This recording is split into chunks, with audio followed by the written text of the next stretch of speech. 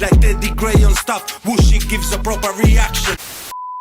And now for something completely different. Good people, I am your host, Little Ted Riding Hood. Let's go and meet the big bad wolf. Motionless in white, hopefully the CCs are working. Let's go! Skylar Grey. If you ever leave, it would be the end of me. I would die, but I'd never rest in peace.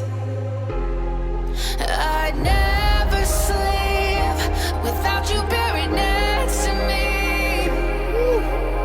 I would die, but I'd never rest in peace. The reverb on her voice. What's meant to be or meant to break has got to be decided. A requiem to seal our fate has got to be recited.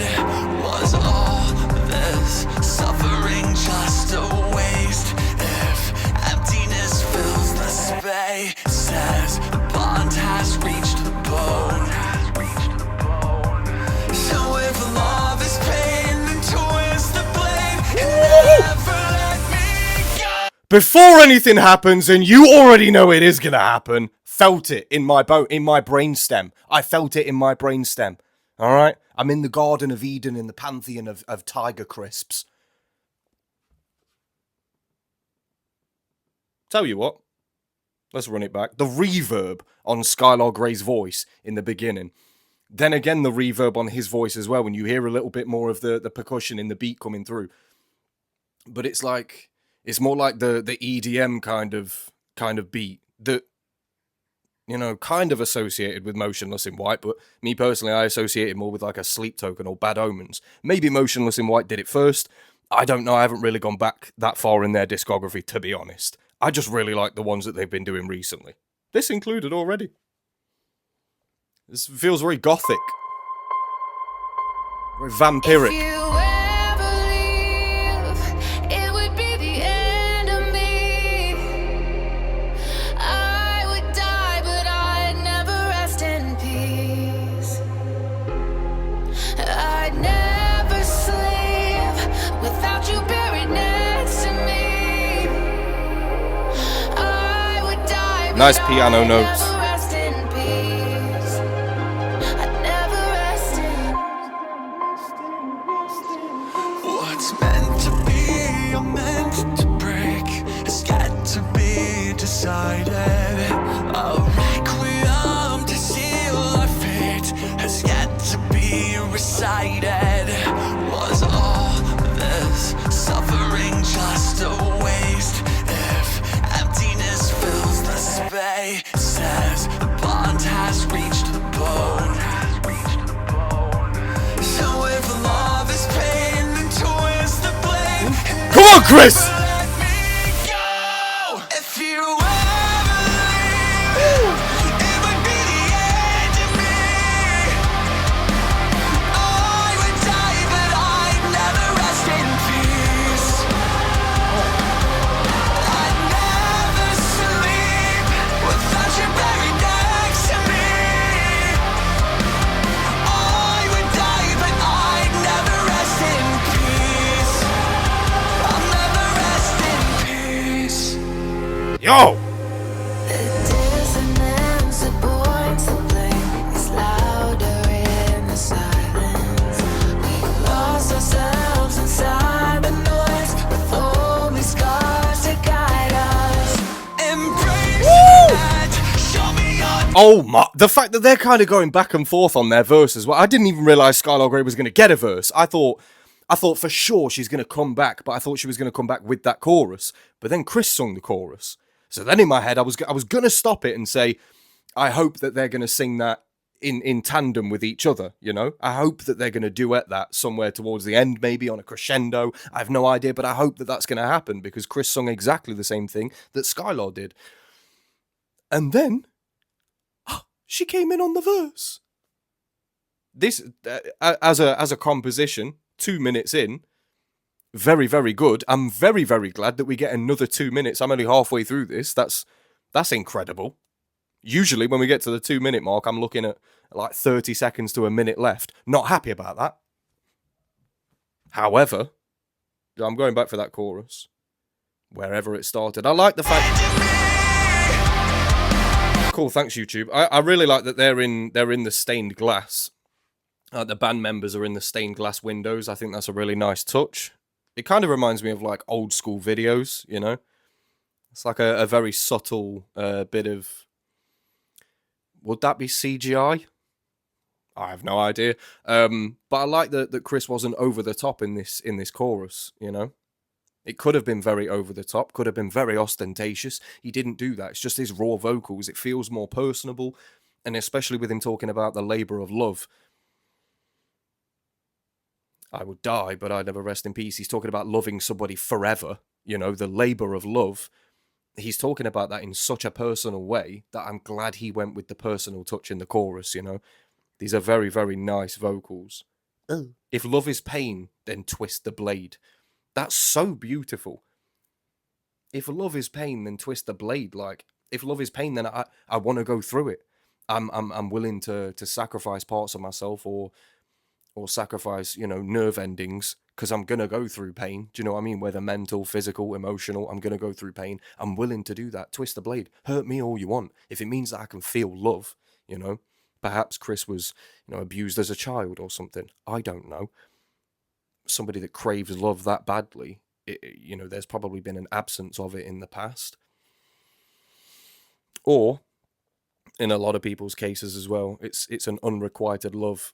So he's loved somebody that hasn't loved him back, so he's craving for that love that he never got in a previous relationship or something, you know. If love is pain, then twist the blade. That's the sort of thing that can only come from somebody that has hurt before. And like I say, it's either abuse, emotional or physical, or it's an unrequited love that causes that sort of heartache, you know. Fire. Bond has reached the bone. Feel it in my So bones. if love is pain, then twist the blade and never let me go. If you ever leave, it would be the end of me. I would die, but I'd never rest in peace. R.I.P. Never sleep without you buried next to me. I would die, but I'd never rest in peace. I'll never rest in peace. The dissonance that points the blame is louder in the silence. We've lost ourselves inside the noise, with only scars to guide us. Embrace and show me your darkest places. Tell me you fucking hate this. We can't go back. This can't be the end. If you ever leave, it would be the end of me. I would die, but I'd never rest in peace. I'd never sleep without you buried next to me. I would die, but I'd never rest in peace. Beautiful. I'd never rest in peace.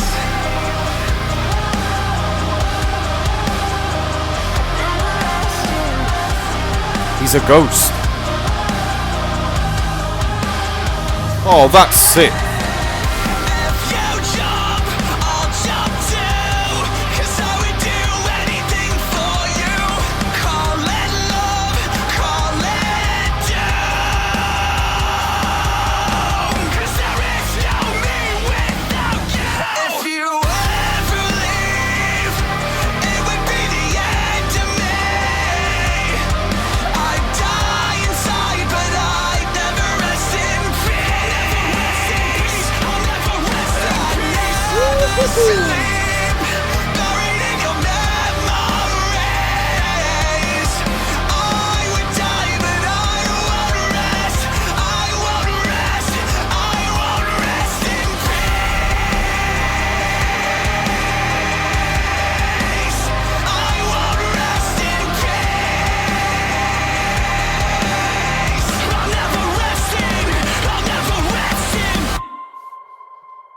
Oh. All right. Well, way to make me a little bit emotional. Holding hands. What is this? The Notebook. Oh. I never rest in peace. I never rest in peace.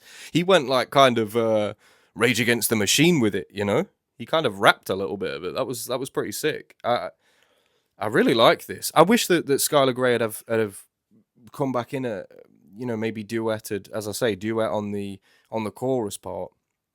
I think I did hear parts of it, but it didn't really come through that much. I do like what Skylar was able to add to it, however, because it's like the other side. It's the her in the storyline, you know. I'd never rest in peace, and he's walking around like they're both walking around like ghosts. Do you know what I mean? Because neither of them can rest in peace. I don't know. I really like it. There's no me without you. It's just a very nice song, you know. What a lovely. I mean, I get the feeling that, and I've been wrong about this before, but I get I get the feeling that these two are a couple.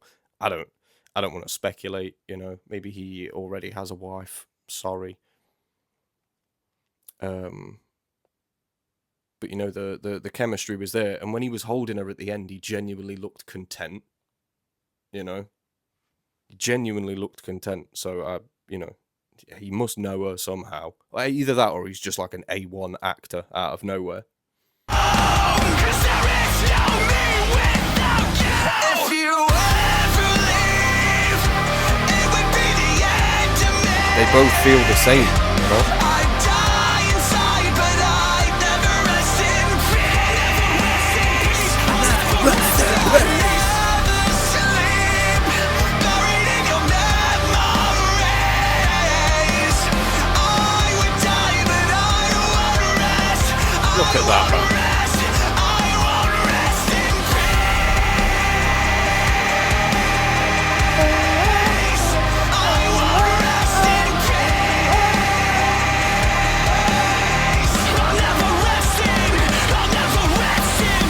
Nice. And ending on that piano note as well with the reverb. So nice. It matches the, you know, it almost exactly matches the reverb on Skylar's voice in the beginning, you know? Very floaty. I like it. Motionless in White. The thing that I like most about them is the writing, you know? There's something to be said about, especially in this day and age, and me being such a hip-hop and rap fan, I get this more than any other genre, you know? The writing has gone downhill. Seldom do you get artists that are seriously putting the work into their lyricism, you know? People are just doing it for TikTok trends or trying to put something out, just like some run-of-the-mill cookie-cutter pop bullshit that they know will sell records. It's boring, you know? There was recently a song that I heard on the radio by Ella Langley, and it's called Choosing Texas. A beautifully written song. I listened to the words, beautifully written. It's the only thing in I'd say the last decade that I've heard like on the radio or whilst out and about, and I've genuinely thought, this is a good song. It's well written, you know. This is the same thing. It's a very, very well written and well composed track. I kind of wish, just me being selfish, that Skylar Grey was more of an integral part of this. Not just sort of slapped on the beginning, doing the same chorus that Chris did, but not coming in with Chris at any point. It would have been really good to do that at the end as well, because it would have buried the point home that they both feel exactly the same. Do you know what I mean? We heard the female voice, the female vocals in the beginning, but we didn't really hear them in the end. And I know that this is kind of Chris's tale, but then don't bring Skylar Grey in to do the other side if you're not going to... It's like a story. It has to beginning, middle, and end, but the end must comprise the beginning and the middle and wrap it all up, you know? And this kind of did all of that, but didn't wrap up the start.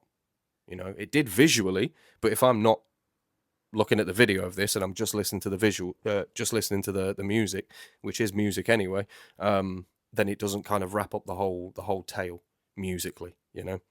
It does visually and does a fantastic job of that. I really like it. I like how dark it was, but it was also it's a light-hearted record, really. You know, I know it's talking about death and it's talking about resting in peace, but like I say, it's a labor of love. He's talking about loving this person for all of his life. Do you know what I mean? That's a beautiful thing. So they had the dark and the light, and that is the duality of a good relationship anyway. So very, very good. Motionless in White. Love it. If anybody from Motionless in White or their team, if anybody is watching, please hit me up on the email. Links in the description. Let me know when I can come and see these in person. Not in person. In concert. I don't want to meet him in person. I'd probably shit in my pants. Chris, hell of a guy, hell of a writer. Love your shit. Let's go.